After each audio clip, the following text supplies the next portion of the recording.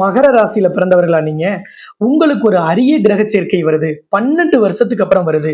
உங்க ராசியில பிறந்த அம்பானியா இருக்கலாம், சூப்பர் ஸ்டார் ரஜினிகாந்தா இருக்கலாம், அல்லது மக்கள் செல்வன் விஜய் சேதுபதியா இருக்கலாம். இவங்க எல்லாருக்குமே வாழ்க்கையில பிறந்த உடனே வெற்றி கிடைக்கல. அவர்கள் வெற்றி அடையறதுக்கு இந்த 4 கிரக சேர்க்கை தான் சப்போர்ட் பண்ணுச்சு. அதே 4 கிரக சேர்க்கை உங்களுக்கும் நடக்குது.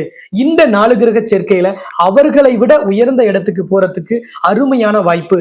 இந்த 4 கிரக சேர்க்கைங்கிறது சூரியன், புதன், சுக்கிரன், குருவால் நடக்குது.